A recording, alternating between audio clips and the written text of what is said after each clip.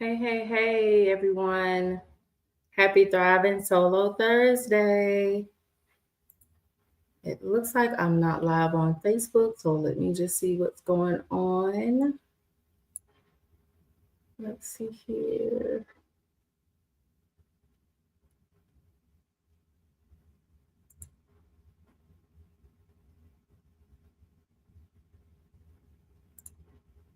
Let me just take a look.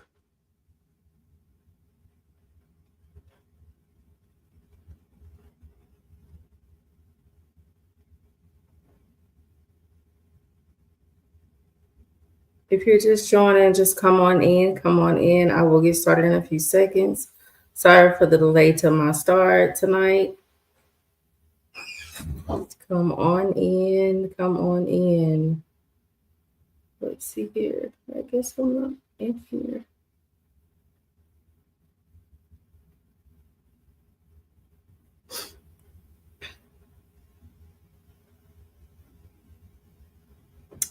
It's okay. I'm just going to move right along and I will post it to my page later. Let's see here.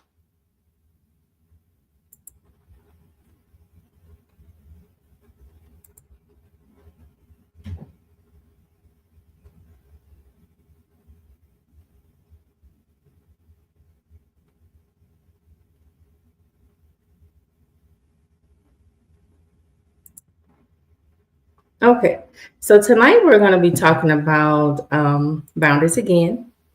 They start with you holding yourself accountable first. So, accountability when it comes to boundaries is what we're going to be talking about. Um, so, just be real for a moment and just talk about something that's really near and dear to me. Like as single parents, of course, we wear all the hats. We're the nurturer, we're the provider, the problem solver, the everything, basically. But in the process, how often, I'm sorry, in the process of showing up for everyone else, how often do we forget to show up for ourselves? And tonight we're going to dive into those boundaries that start with us. Keeping boundaries with ourselves, holding ourselves accountable is the foundation for peace, power, and balance that we deserve. So, um, I also know firsthand, being a single parent, how easy it is to let boundaries slide. When life gets chaotic, when things are frustrating, when the kids need more, and when work doesn't stop. So, every time we choose ourselves by reinforcing our boundaries, we reclaim our strength and we rewrite the story that we're living. So I want to pour into you as I pour into myself and remind us of our power, and give us, tools that we already have within us to hold ourselves accountable with grace and not guilt.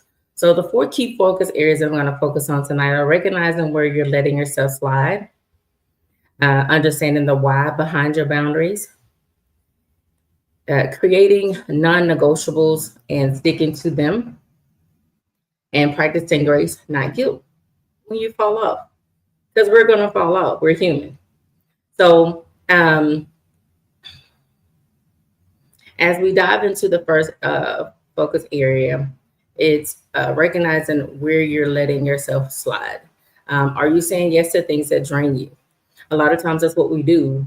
We say yes to avoid conflict. We say yes to avoid getting ourselves all worked up to, have some type of argument over it, or even guilt. Of course, guilt will drive you crazy, and even fear of those things happening can paralyze you. So, what are you saying yes to that's going to drain you? Are you ignoring your own limitations? Because it's just easier. It's easier that way. It feels easier.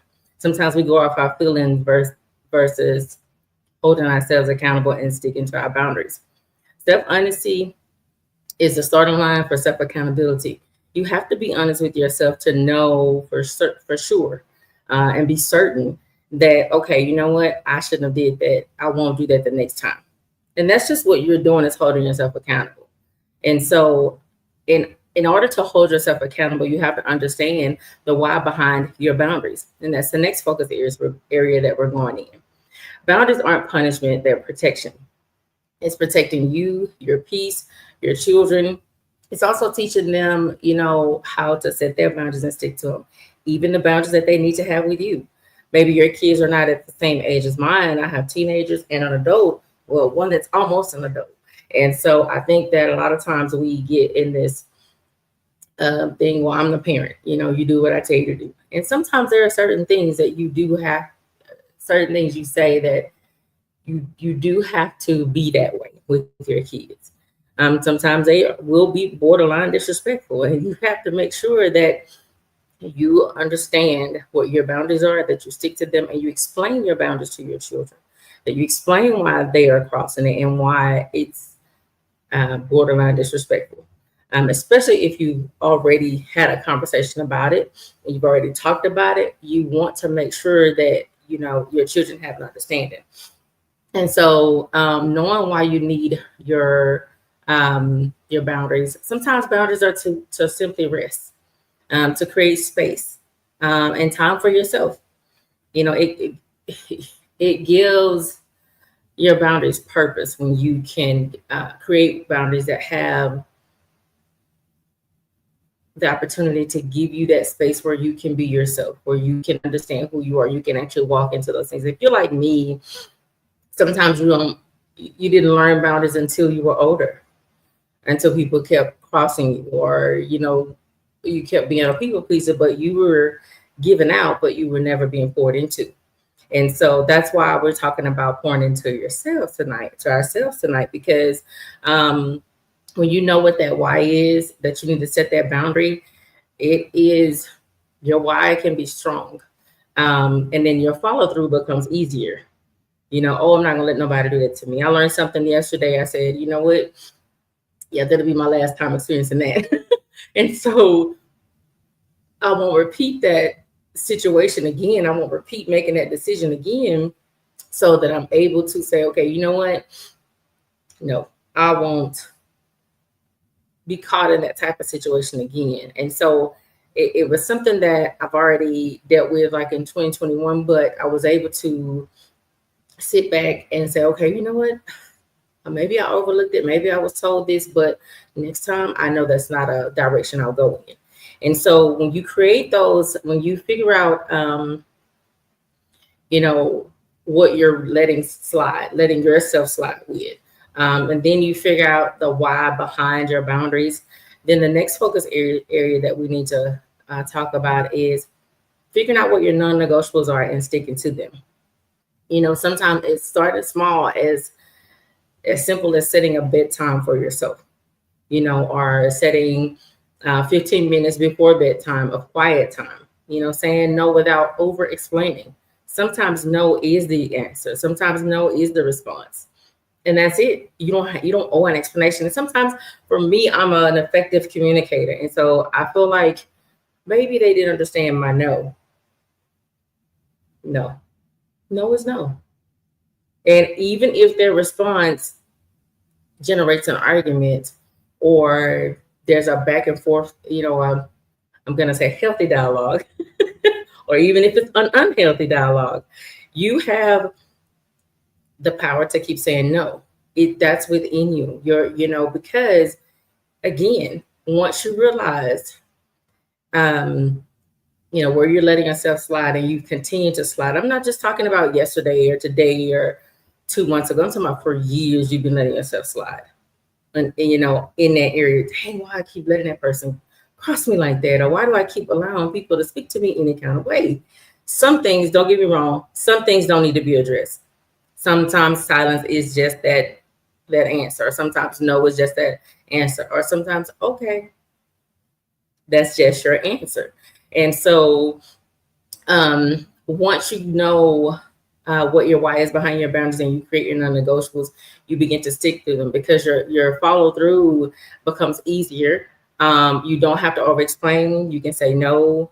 And, they are a power statement for you, when you stick to those negotiables, those non-negotiables, and you have to keep them visible. You have to repeat them often and enforce them. Sometimes you have to do it in an extremely firm way, but no can be said in so many different ways, so many different tones. And sometimes it is the tonality behind your no that, says, okay, you know what? Okay, she said no, I'm done. It is what it is. And even when you care about a person or you love that person, especially when it comes to your children, sometimes you are going to have that feeling of, oh, did I hurt her feelings, or did I hurt his feelings, or was I too harsh? No, you're teaching them. You're teaching yourself to know what your non-negotiables are and stick to them. And last but not least, practicing grace and not guilt. You don't want to have guilt, especially when you fall off, because you're human. It's something that you're teaching yourself that's different. It's not like it's something that you're used to doing when you create boundaries, or else you wouldn't have to create them. But when you stumble over your boundaries and you don't stick to them, it doesn't mean that you fail. Just practice makes perfect. I know we've all heard that growing up as kids. And so when you're holding yourself accountable, in any way, especially with your boundaries, because that's what we're discussing, it's not about perfection. It's about commitment. Being determined to stay committed to holding yourself accountable on things that that you never did beforehand. I know when I would hold myself accountable on things, I was like, dang, it it also comes with losing people. It comes with losing relationships and friendships, and sometimes it's bittersweet. But the more you do it, then you get to see how people really are rocking with you. You really get to see how people do, if people really do care, if their love is unconditional. And so when you begin to see those things, then you have something else that you can focus on. Because once you see them, then you got to focus on not allowing, that to control your response. So that's a whole nother topic to talk about. But give yourself permission when you fail to reset, not retreat, meaning that you want to reset and go over your boundaries again so that you're able to get to that place of sticking to them. And it's not a act of Congress to stick to them. But you are actually giving yourself a chance to say, okay, you know what? I didn't do it this time, but next time, the next opportunity, I won't pull back from it.